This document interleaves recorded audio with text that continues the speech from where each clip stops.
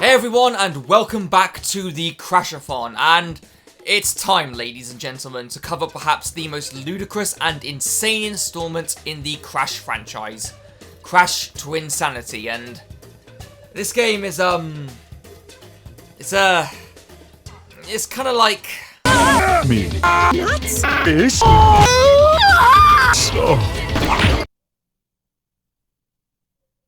Yeah. After a while of Cortex's awkward fumbling into existence and mostly failing to scratch the itch for many fans, Traveller's Tales decided that it was now time for a new approach. They founded a small sub-team named Traveller's Tales Oxford with the intent of having it be dedicated to Crash games. Now, the fifth installment of the series initially began life as something else entirely different, an insanely ambitious open-world concept called Crash Bandicoot Evolution.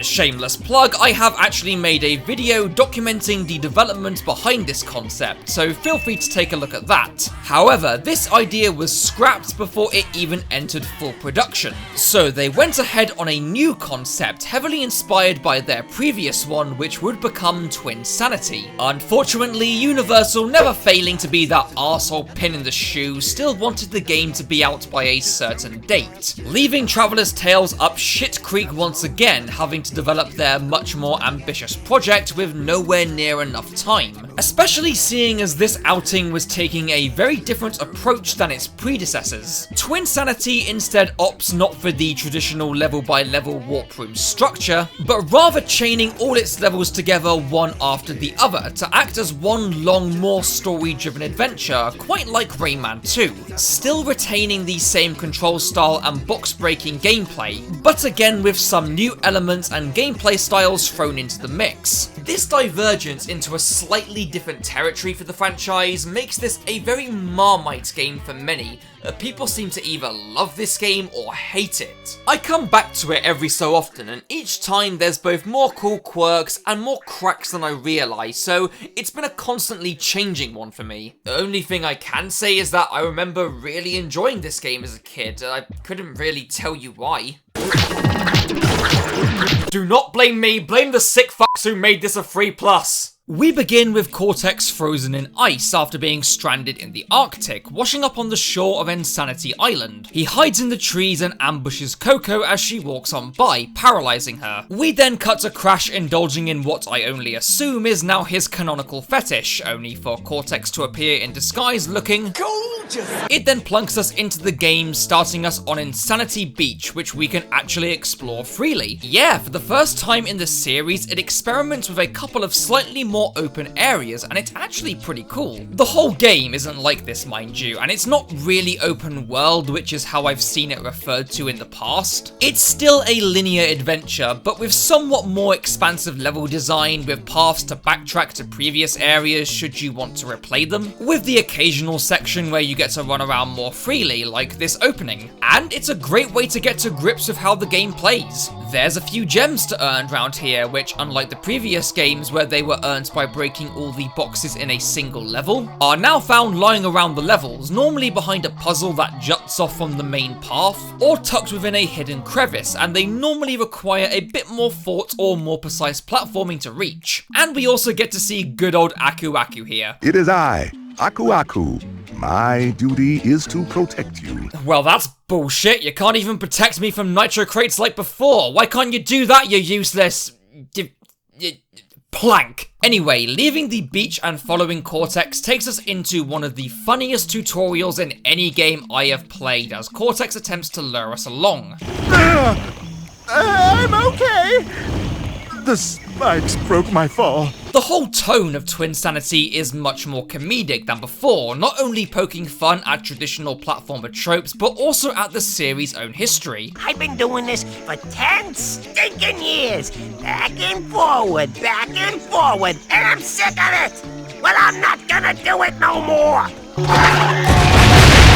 Oh my fucking god, she fucking dead. We're then led into a dead end where Cortex reveals himself and states that this was all a trap to kill Crash. Why he didn't just do it when he saw Crash on the beach is beyond me, but we also get to see many of the old Crash villains here as well. Even Polar's looking to break a few kneecaps after being fondled a few too many times. Unfortunately, none of these villains even appear again, bar Dingo Dial, which is a shame. It is here that we get our first boss fight though, and a really solid one at that. The first half has us fighting Cortex and spinning his blast back at him, then transitioning into fighting engine-controlling Mecha Bandicoot. Not much else to say, just an all-round really good starting boss. When we beat them, Cortex's hoverboard breaks, knocking him and Crash into the caverns below, and we get this little gem of a moment. Lunch? I don't know why, but that dumb fucking moment makes me laugh every damn time. Having been defeated again, Cortex is majorly pissed and resorts to doing what he logically should have done from the start and beats the shit out of Crash, leading us into controlling both characters fighting as we roll down the caverns, avoiding obstacles and activating platforms along the way. It's kinda like the Atmosphere from Wrath of Cortex, except with a lot more kink. Eventually though, we find a power crystal, and after dealing with some intruding drillers, we then get introduced to another gameplay style in which we control Crash and Cortex together as one unit. Crash drags Cortex around and can use him as an extended spin, as a hammer to break boxes and defeat enemies. And we can even throw him across gaps to collect items and activate switches. So long, Bowser! With the only main restriction being that you have a very limited jump when playing as both of them. Thankfully though, Cortex's AI is really well done in these sections. He always does what you expect him to, and whenever you throw him off a ledge, he always teleports straight back. It makes what would sound like an annoying gameplay concept on paper much more fun and well thought out without interrupting the flow of things. After escaping the drill once again and finding a way out of the caves, the two are confronted by the game's main villains, the evil twins, whose plan is to destroy our dimension, and they seem to have a particular dislike towards Cortex. They are, in all honesty though, really shit characters, let alone villains. They're not intimidating or even funny in the slightest, and are just such forgettable generic bad guys. Anyway, a bit of gem collecting and a healthy dose of chicken homicide later, we find Cortex asking us to help him, giving us the mother of all Crash freeze frames and another funny visual gag. How I envy the simple life of the tribesfolk. Don't ask me why I find this shit amusing, I just do. Cortex is however attacked by a swarm of bees, so we have to platform alongside him to clear the path ahead as his experience gets increasingly worse. It's pretty fun, fast paced, and of course has a nice comedic flair to it. However, soon after, Cortex gets kidnapped by Papu Papu's tribe, so we have to go and save him. We engage in a brief stealth section where you have to hide in these boats and behind these bushes to avoid being seen by the tribesmen, but then it takes us into the tribal village where we have to belly flop the worm around to reach Cortex, and the accompanying music is absolute gold.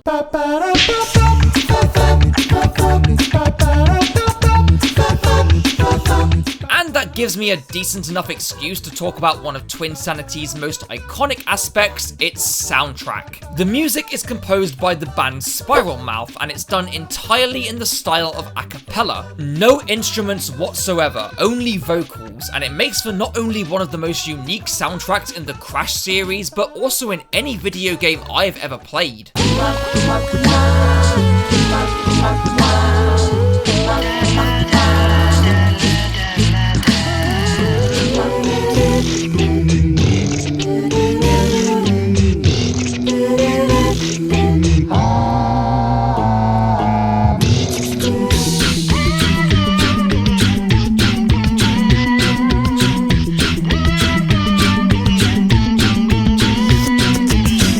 It is truly unlike any soundtrack I've ever heard. And though it's definitely an acquired taste, I've known some fans to despise it and find it annoying as if it's like a horde of ducks being choked. I personally think it's fantastic and matches the quirky tone of the game perfectly. Anyway, after freeing Cortex, we partake in a traditional Crash chase sequence, a bit easy but fun nonetheless. And after a brief spell of farmer murder, as you do, we're confronted once again by the evil twins, who reveal that they are from the 10th dimension before bringing a tiki statue statue to life, leading to our second boss fight. A fairly easy one if truth be told. You simply just have to run in one direction, then throw Cortex into its mouth, rinse and repeat. Though upon learning that the twins are from the 10th dimension, Cortex develops an idea and we follow him to his iceberg lab. When we get there though, the key to the entrance doesn't work, so we have to go and find another way. But not before another open area to explore with some well-designed and devilishly hidden platforming puzzles to reach more gems. And when we get back on track, we also get some more solid platforming as we climb upwards using this machinery. To comment on the controls quickly, Crash plays fine enough. Again, it's not as slick, fluent or zippy as previous entries and it feels a tad bit restrictive at times, but to its credit the game is designed around it, so it all kind of works well enough. Only thing I don't like is the slide jump. It's a bitch to pull off, it locks you into a straight jump arc and is as stiff as I'll be come October 2nd. After reaching the top, we find Cortex talking to his penguin minions, resulting in one of my favourite moments in the whole game. The check bounced. Are you sure? Well, the past few years have kind of been slow. Wrath of Cortex didn't do as well as we'd hoped, and... Fish? Honestly, I just love this game's sense of humour, and one of the big defining factors of that, I think, comes from the performance of Lex Lang as Dr. Neo Cortex. Since Crash is a mute and just stands there like he's having Vietnam flashbacks, Cortex is our main vocalist here. A different and more humorous take on the character for sure, but his delivery of the script and comedic timing is perfect, and it never fails to put a smile on my face. Anyway, after a brief spell of penguin murder, as you do, we get another section with both Crash and Cortex. More difficult and intricately designed than before, but a really well done bit of platforming. Until we come across and release a frozen Uka Uka, who, still pissed at Cortex, proceeds to attack us, leading to another boss fight. Again, another pretty good boss fight, really utilising Crash and Cortex's combined moveset together really well. Nothing too special all things considered, Uka Uka's attacks could be more aggressive, but a decent little fight with a cool concept. After informing Uka Uka of the evil twins, he and Aku Aku toodle off to try and fight them, only to have their asses handed to them a few seconds later. The twins also reveal that they are not only in possession of some treasure, but that they also have some history with Cortex and are seeking revenge. So with that, Crash and Cortex decide to properly work together to stop them. In order to power the machine that will allow them to dimension hop, however, they need more power crystals, which Cortex believes Engine will have on his battleship, though it's leaving soon, so we will need a way to get there and fast.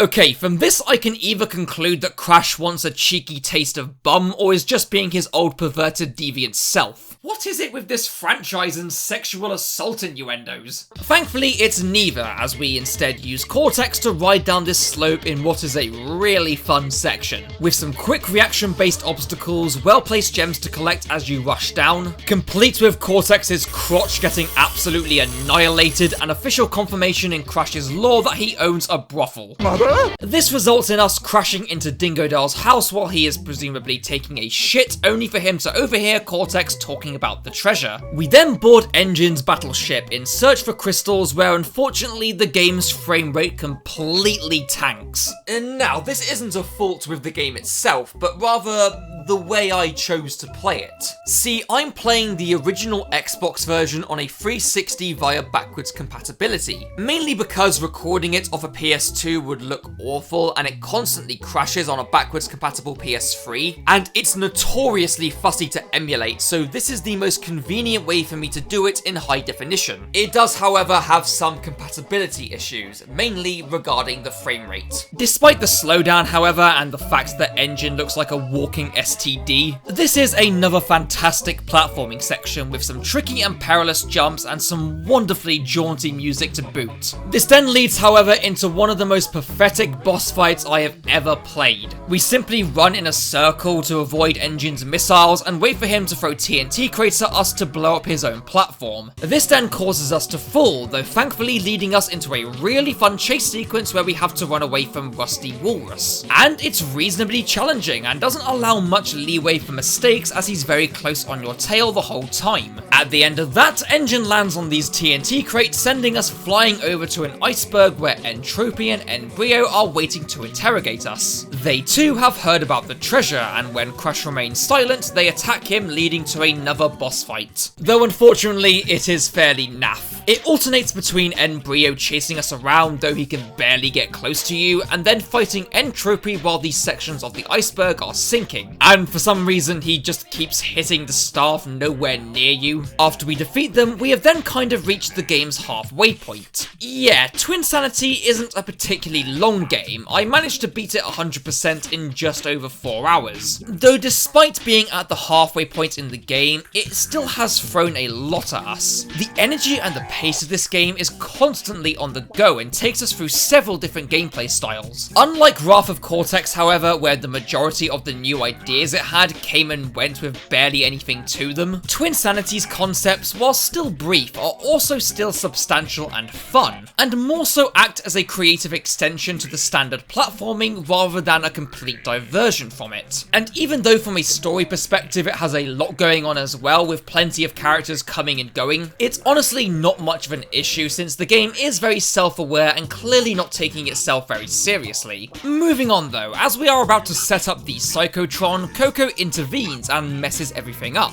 And now the only person who can repair the machine is Cortex's niece, Nina. To get her, we must go to Madame Amberley's Academy of Evil, essentially an educational institute for arseholes. When we arrive, we get to explore around a bit for some more gems, though once again it was chugging like an Irishman at 10 in the morning. We go over to meet Cortex, where he shows us a secret entrance into the school through the boiler room and sewers. When we get down there, we for some reason just throw him into this machine, getting him stuck in a pipe.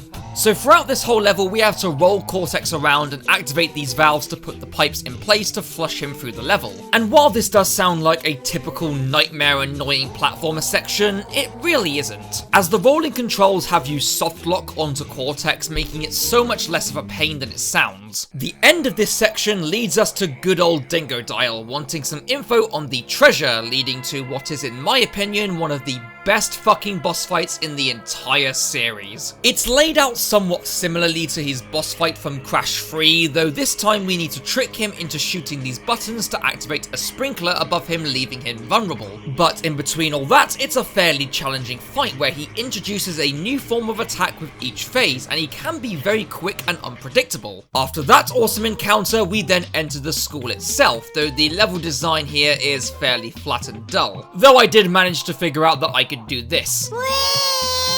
Yeah, that's one glaring obvious thing with Twinsanity. Due to its rushed development, it's about as polished as a sandpaper rock and has glitches and bugs pouring out of its arse. Sometimes you won't notice unless you actively look for it, like out of bounds exploits. But there are plenty of weird instances, like many of the mask boxes not giving me an Aku Aku mask, or parts where you just fall through the platforms. Anyway, back in the school we again go through some pretty lackluster stealth sections, though we are treated to this really fun take on a chase sequence where we have to ascend this room as it fills with acid, and it's another solid albeit brief section of platforming. Not long after that though, Cortex re-enters the scene, sending Crash to go tie down the airship, leaving us to play as Cortex. Granted, there was a brief little section before the Academy of Evil where we got to play as him, but this is the first time where we fully get to experience it. Now, he can only single jump, but he uses his ray gun to attack enemies. Admittedly though, this section is really repetitive,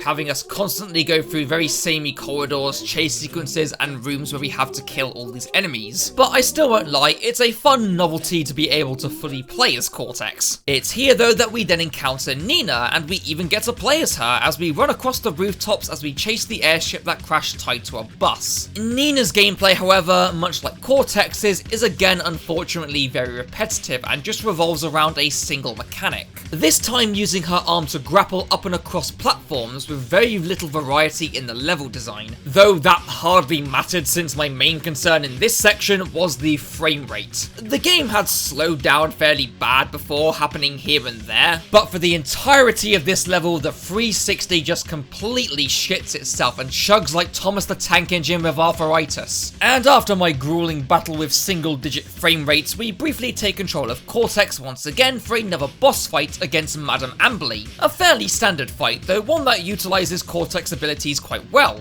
You mainly have to button mash to shoot the organ pipes down that she opens so as not to get trapped, and then shoot all of the bells coming towards you in order to get a chance to hit her. Again, nothing too special, but an average fight. On their way back though, Cortex suddenly remembers who the evil twins actually are. It's revealed that they were his pets as a child who he experimented on with the Evolvo Ray, zapping them away to the 10th dimension. And yeah, that's it. That's their backstory. My arse could make a better villain origin. Once we return to the lab, Nina manages to fix the Psychotron by doing... Okay, that's pretty damn funny. We then travel to the 10th dimension where we are immediately ambushed by evil Crash who kidnaps Nina, and so we must follow them, again leading to another one of my favourite lines in the game. My daughter, niece! And just before Crash can think about having another taste of crack, we go into another sliding section. Much more difficult this time due to the sheer abundance of nitro crates littered everywhere. As well as this, the gems are also placed in much more difficult and hard to reach spots unless you're quite perceptive. Though once we reach the bottom, we are able to do a little bit more exploring to find more gems. And here they're locked behind some pretty challenging puzzles, mainly revolving around rolling these energy balls to deactivate the shields around the gems. Now I could do that stupid and annoying puzzle over there. I could do that, but then I can also exploit the broken state of this game as well to get a quick gem. I have no shame. We eventually catch up with the other characters where evil Crash leaves Nina and starts to chase Cortex instead, leading to another instance of having to platform alongside him to clear the way. A lot more hectic and challenging this time, with even a few tricks in the design to keep you on your toes. After that, evil Crash just sort of disappears and Cortex warps away. Why didn't you do that when he was chasing you? And we then come to the evil twins fortress for the final level, and it's a pretty solid one to end on, featuring some of the ball rolling puzzles from before, these color-coded and timed platforms, and waves of enemies to fight through. A good marathon leading up to the final encounter against the evil twins, which I'm gonna have to admit is an extremely underwhelming and easy fight. The first phase has us play as Nina grappling up to destroy these power orb thingies, I don't know. The second has us play as Cortex, where you just have to run in one direction, stop to rapid fire at the weak point, rinse and repeat. And finally, Crash enters controlling Mecha Bandicoot, where all you have to do is fire the missiles in these gaps in the shield, and it's pretty pathetic all things considered. Upon being defeated, the evil twins run away, only to find themselves inside evil Crash's home to then get eaten. Back at the lab, Cortex reflects on the journey that they have been on and decides that he never wants to see Crash again and attempts to teleport him to another dimension. Though naturally it goes tits up and he ends up inside Crash's brain, surrounded by multiple Crashes dancing. A dumb, silly and perfect note to cap things off on. And that is Crash Twinsanity. Now you'll notice that I haven't really talked a whole lot critically about the game and just kinda took you through it all. And that's mainly because I feel like that's the best way to analyze this game, by taking in the experience of it as a whole.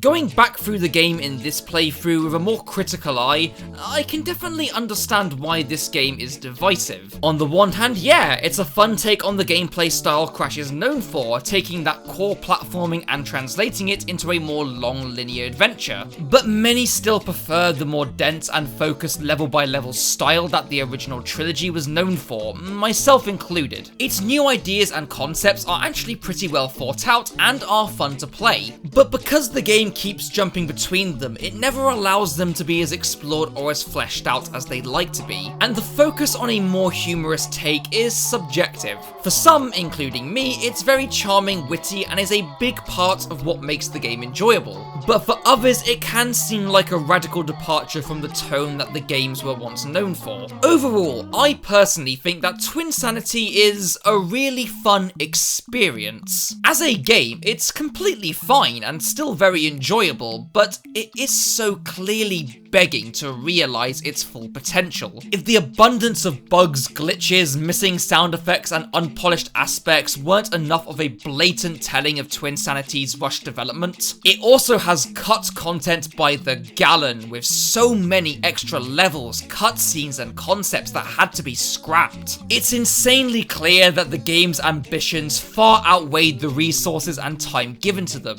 As a result, they try to explore as much of their vision in such a limited capacity, and it means that a lot of what it wants to do is never given much time to be as fleshed out or as polished as it should. For what it actually is though, I still think it's a fun time. I really enjoyed the gameplay and its new ideas, and there's not really any aspects I would say are outright bad. The majority of the boss fights and the sections with other playable characters were fairly lackluster, but not terrible by any means. And I think the charm, wit, and character really does carry it quite a bit. It is still a consistently fun and entertaining time, albeit messy and unfocused with how much it's trying to do, but still enjoyable. And I probably would still agree that it was the best post-Naughty Dog game at the time. It's just that it's crying out to be so much more than what it is. And it leaves me thinking that underneath this is a potential fantastic game with so much creativity and ideas to explore. Despite this, Twinsanity has carved a legacy for itself, becoming somewhat of a cult classic for many fans, many of whom really want to see this game remade with all the cut content intact to properly realize the full ideas and scope of the game. And while I think that sounds amazing, I unfortunately don't see it happening anytime soon. For what it is though, I still enjoy Twinsanity. I don't think it's fantastic by any means, but I still like it for the charming, wacky, fun mess that it is. So with some great ideas and great talent, then surely it could only go up from here.